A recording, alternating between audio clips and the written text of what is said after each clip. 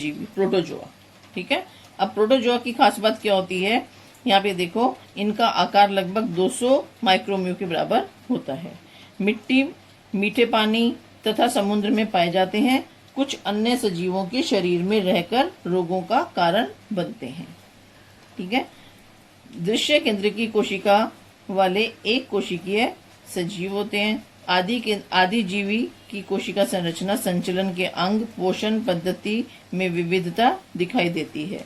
प्रजनन द्विविभाजन पद्धति से होता है। उदाहरण अमीबा, पैरामीशियम, मटमैले पानी में पाए जाने वाले स्वतंत्र जीवन यापन करते हैं। ये चीजें मैं तुमको पहले पीछे डायग्राम में बता चुकी हूँ।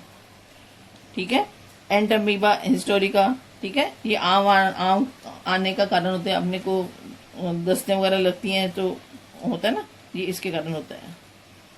ठीक है, प्लाज्मोडियम, ये प्लाज्मोडियम जो है ये वाइवॉक्स जो है ये किसका, मलेरिया जो आता है, ठीक है, मच्छरों से होता है, ये उसके कारण होता है। ये देखो एंटअमीबा, प्लाज्मोडियम, ये प्लाज्मोडियम है, ये पैरामीशियम है, एंटअमीबा है।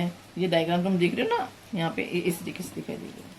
तीसरा नेक्स्ट आता है कवक, फंजाई। इनका आकार कितना होता है, 10 म्यू से लेके 100 म्यू तक होता है। सड़े गले पदार्थ वनस्पति एवं प्राणियों के शरीर कार्बनिक पदार्थों में पाए जाते हैं। दृश्य केंद्र की एक कोशिकीय सूक्ष्म जीव कवक की कुछ प्रजातियां आंखों से दिखाई देती हैं। दृश्य केंद्र की खास बात क्या होती है, इनका केंद्रक जो है स्पष्ट रूप से दिखाई देता है। मृतोपजीवी होते हैं, मृत पदार्थों से अपना भोजन प्राप्त करते हैं। कार्बनिक पदार्थों से अन्न शोषण करते हैं। प्रजनन लैंगिक पद्धति से और द्विभाजन और मुकुलन जैसी अलैंगिक पद्धति से होता है। ठीक है, उदाहरण यीस्ट, कैंडिडा, मशरूम आदि। अब इसमें द्विविभाजन पद्धति मैंने तुमको अभी थोड़ी देर पहले, एक कोशिका से 2 कोशिका बनना, उसको द्विविभाजन पद्धति कहते हैं। ठीक है, कोशिका का विभाजन हो जाता है, केंद्र का विभाजन होता है, कोशिका द्रव्य का विभाजन होता है, तो एक कोशिका से 2 कोशिकाएं बनती हैं। ठीक है, और मुकुल जैसा विभाजन होता है। अभी यहाँ पे देखो, मैं मुकुल जैसा विभाजन तुम्हारे को दिखा रही हूँ। ये देखो, ये दिख रहा है तुमको इस स्लाइड के अंदर, मुकुल जैसा विभाजन। ये यहाँ पे मुकुल बनता है, ये ऐसे छोटा उभार जैसी संरचना बनती है, और फिर केंद्र का विभाजन हो जाता है इससे कट के। अब ये जैसे जैसे बड़ा होता जाएगा, धीरे धीरे क्या होगा, ये कटना शुरू हो जाएगा। ठीक है, तो ये मुकुल होता है, ये उभार जैसी संरचना होती है, इसको बड बोलते हैं इंग्लिश में। तो इसके छोटे छोटे नए यीस्ट बन जाते हैं, ये यीस्ट का है। ठीक है, फिर उसके बाद में आता है शैवाल, एल्गी। ठीक है, इसका आकार कितना होता है, 10 म्यू से माइक्रोम्यू से लेके 100 माइक्रोम्यू तक। ये पानी में बढ़ते हैं। अभी देखा हो तुमने, कहीं पानी रुका हुआ होता है, या अभी आजकल बारिश का मौसम है, ठीक है ना, तो दीवारों के ऊपर हरे हरे रंग की, जिसको हम आम भाषा में काई बोलते हैं, वो शैवाल होते हैं। ठीक है, या पानी के ऊपर देखो हरा हरा सा आ जाता है, या अपने बाथरूम के अंदर हरा हरा सा चिकनाई सी आ जाती है, वो शैवाल होते हैं। पानी में बढ़ते हैं। दृश्य केंद्र की एक कोशिकीय स्वयंपोषी सजीव है। अब इनका रंग हरा होता है, इसका मतलब इसमें क्या होगा, हरित लवक होगा। तो हरित लवक के कारण क्या होगा, ये अपना भोजन स्वयं बनाते हैं, तो इसलिए इन्हें हम क्या बोलेंगे, स्वयंपोषी सजीव कहते हैं। कोशिका में स्थित हरित लवक की सहायता से प्रकाश संश्लेषण करते हैं। उदाहरण युग्लिना, क्लोरेला, क्लेमाइडोमोनास। ठीक है, शैवाल की कुछ प्रजातियां एक कोशिकीय हैं, अन्य सभी शैवाल बहुकोशिकीय होकर निरी आंखों से दिखाई देते हैं। ठीक है, फिर उसके बाद में आता है विषाणु या वायरस। अभी आजकल तुम लोग देख रहे हो कौन सा वायरस फैला हुआ है, शाबाश, कोरोना वायरस। ठीक है, तो अब उसके बारे में हम, वायरस क्या चीज होती है उसके बारे में यहाँ पे देखेंगे। तो वायरस में देखो, विषाणु को सामान्यतः सजीव नहीं माना जाता, इनको हम सजीव नहीं बोलते। ये सजीव और निर्जीव की सीमा रेखा के मध्य है, ऐसा कहा जाता है।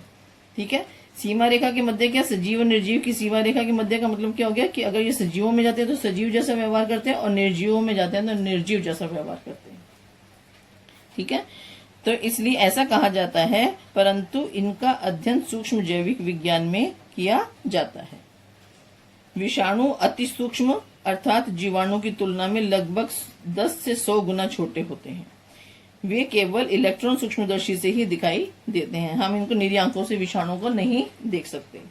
स्वतंत्र कणों के रूप में पाए जाते हैं। विषाणु अर्थात डीएनए डीऑक्सीराइबोज न्यूक्लिक अम्ल, डीऑक्सीराइबोज न्यूक्लिक अम्ल, ए एसिड। ठीक है, या आरएनए, राइबोज न्यूक्लिक अम्ल, ठीक है, राइबो न्यूक्लिक अम्ल से बना हुआ लंबा अणु होता है और जिस पर प्रथिन मीन्स प्रोटीन का आवरण होता है।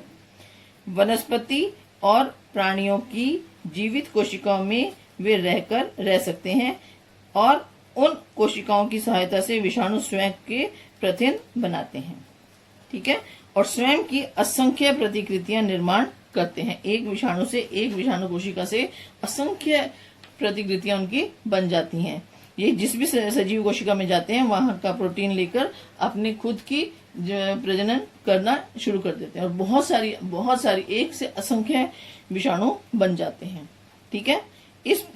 इसके बाद पोषक मतलब जहां से वो पोषण ग्रहण करते हैं, होस्ट कोशिकाओं को नष्ट करके यह प्रतिकृतियां मुक्त होती हैं, ठीक है, और ये स्वतंत्र विषाणु पुनः नई कोशिकाओं को संक्रमित करते हैं। तो फिर जो भी कोशिकाएं होती हैं शरीर की, जिस भी अंग में गए उस अंग को ये संक्रमित कर देते हैं, तो वो अंग जो है वो अपना कार्य करना बंद कर देते हैं, जिससे मनुष्य की मृत्यु भी हो सकती है। अभी आजकल तुमने देखा ना कोरोना वायरस, ठीक है, तो अगर ये अपने लंग्स में चला जाता है पूरा का पूरा, तो वहां पे लंग्स की कोशिकाओं को पूरा का पूरा डैमेज कर देगा, खत्म कर देगा।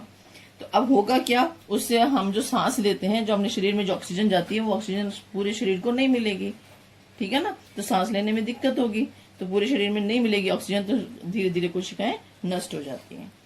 विषाणुओं के कारण वनस्पतियों और प्राणियों में विभिन्न रोग होते हैं, ठीक है।